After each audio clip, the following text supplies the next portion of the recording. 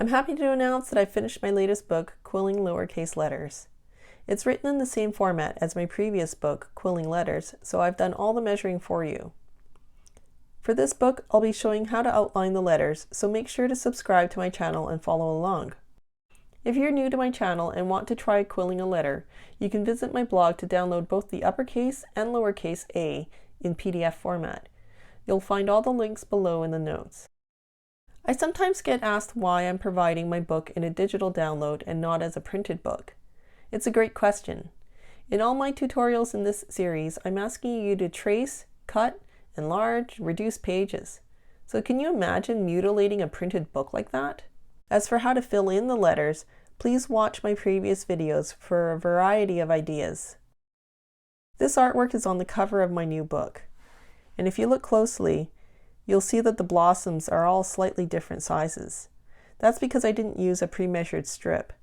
I actually prefer them being different because it looks less structured and staged. To make these berries, I just took a strip maybe about the size of my knuckle, I guess that's about an inch, and I tore this strip. I find a torn edge helps you kind of hide it rather than seeing such a thick seam at the end of your coil. So I'm just going to soften that strip and roll it around my quilling needle and then just glue that closed.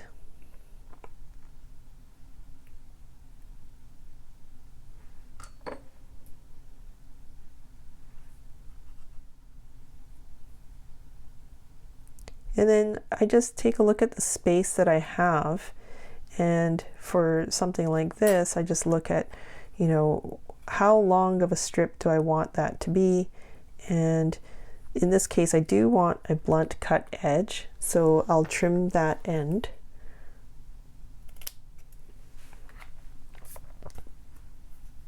And then I'll just glue that to the berry here and see how that fits in that space, and then I just simply do another one and attach that to the first strip.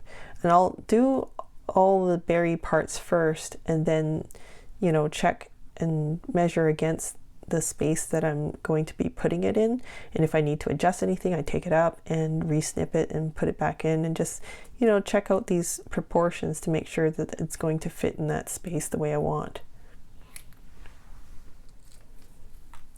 So to make these little buds here, I took a strip about the length of my knuckle, and I'm going to tear both ends,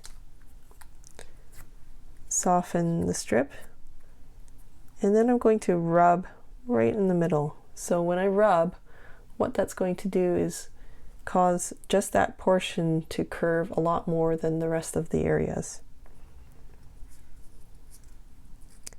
And then I'm going to just glue those two ends together.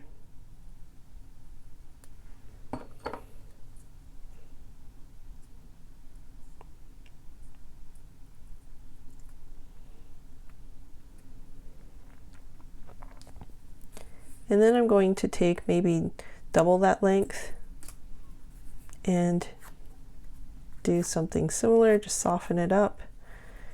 And again, roll it so it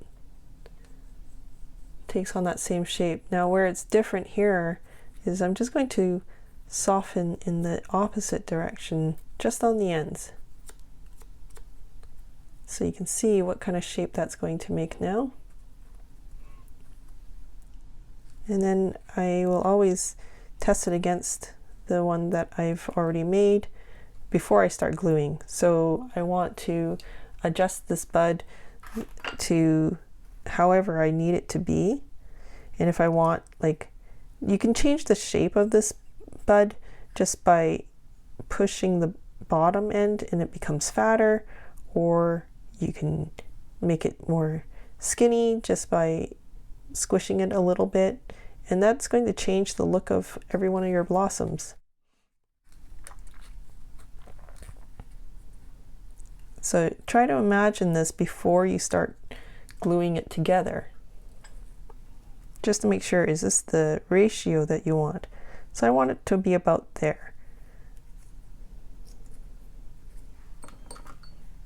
I'll just add a little bit of glue to the middle here and add the first piece in there.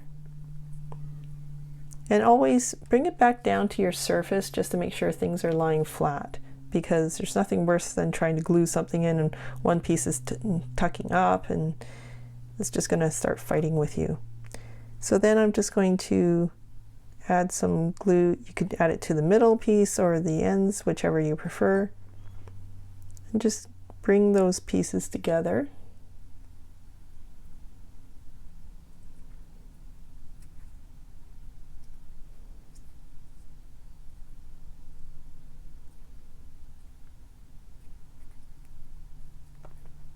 And then you just need to snip off the excess.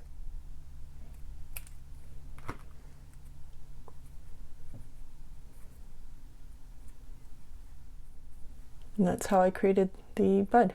Then you just simply add a stem to it, figure out, you know, where on the letter you want it to go.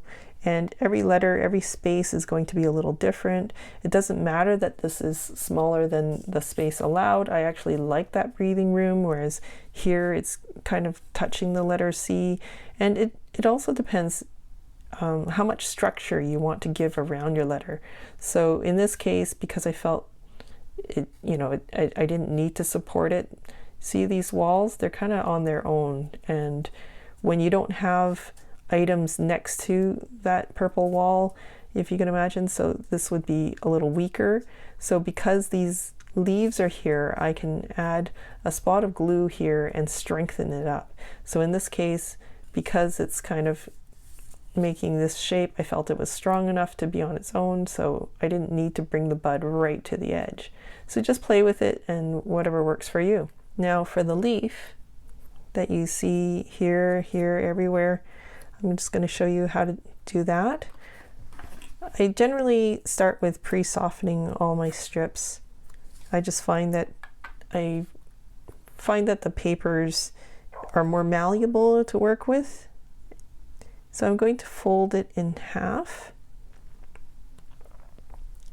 And then with a crochet hook, I just like that circumference more, I'm just going to soften the folded part here and then open it up, and then I'm going to soften that part, and then on the opposite end soften that part, so you can see how that leaf is just taking shape now. Then open up the leaf and add a dab of glue right there in the middle of the fold. And then you're going to take a softened stem and just insert that into the middle of the fold. Now, normally you would wait till this is dry, but you know, I'm impatient here for you. And I'm just going to wiggle the ends until I know this is the kind of leaf that I'm looking for. So you could have a leaf that looks like that or like that. You can play with that. And when you have decided, okay, see, that's what happens when you're impatient, right? The stem comes out. So you could choose to add glue either with a fine tip glue bottle like this, and if you don't have something like that, then you just need to add it to, with a toothpick, add it to a piece of plastic like that, a thin line like that, and you can just dip it. Then after you dip it, you can decide where you want that edge to come down on the stem. And then it's really important for you to hold it right there until the glue sets. Then dip the other side.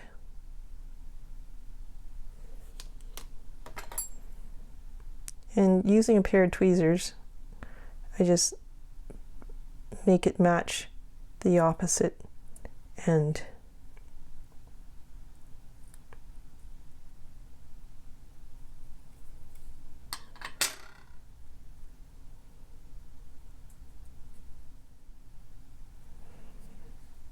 And that's how you get your leaf. To create these little swirly bits here, it's really simple. I just take a strip and soften it up, and I'll soften both ends, by the way. It's just something I do. You don't have to do this, but that's what I prefer to do. So then I simply coil that around, loosen it up,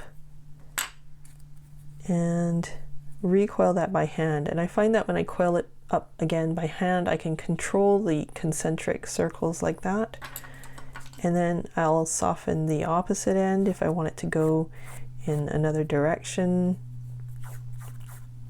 And just reshape that coil, the arcs, as you need. And that's how you get coils like that. Don't forget to visit my blog to download your free template to give it a try.